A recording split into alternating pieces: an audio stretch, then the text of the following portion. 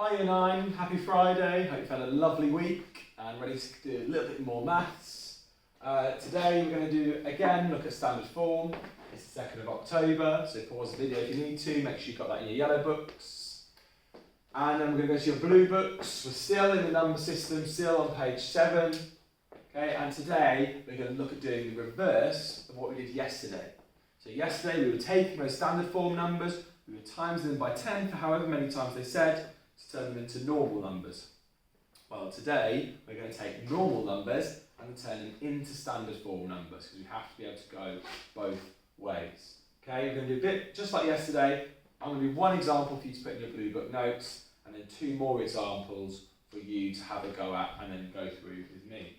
So, the first example we're going to do together is to convert this number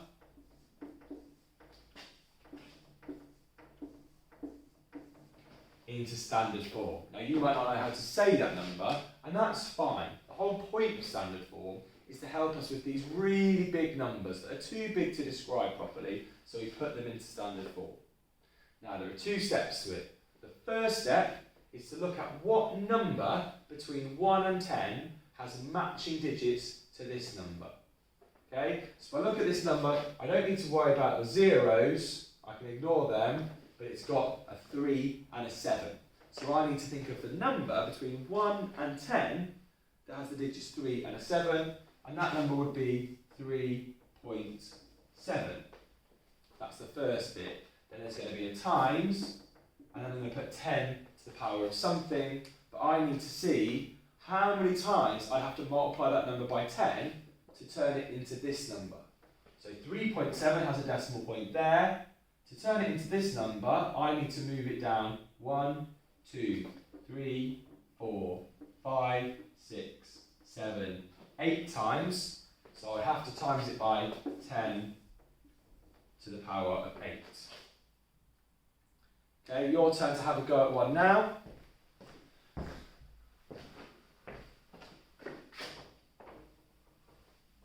Follow those 2 steps.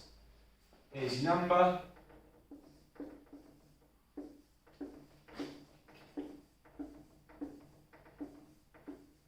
Big number to start off with. So step 1, decide what number between 1 and 10 has matching digits. And step 2, how many times do you have to times that number by 10 to turn it into this one. So pause the video and have a go. Okay, hope you've had a go at that. I can ignore all these zeros. There's just a 7 there, so my number between 1 and 10 is just going to be 7. Then I need to work out how many times I have to times 7 by 10, turn it into this number. Well, it has to move 1, 2, 3, 4, 5, 6, 7, 8, 9, 10 decimal places. So I'd have to multiply it by 10 to the power of 10. Multiply it 10 by 10 by 10 by 10 for 10 times. Okay, one more for you guys to have a look at.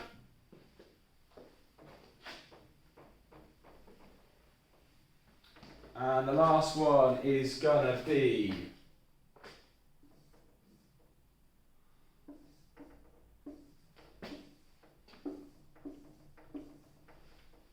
that number there. Okay, try and do the same thing again. Which number between 1 and 10 would have matching digits? And how many times would you have to times that by 10 to turn it into that number? Pause the video and have a go. Okay, so the number, I can ignore all these zeros, but I need a number between 1 and 10 with the digits 2, 7, 2. So that number is going to be 2.72. But now I need to work out how many times I have to times it by 10. Well, in 2.72, the decimal place is here. I need to get it way down here. So I have to times it by 10. 1, 2, 3, 4, 5, 6 times. So it's times 10 to the power 6. Have a go at the task now. Make sure you mark your answers as you go. All the best. Have a lovely weekend.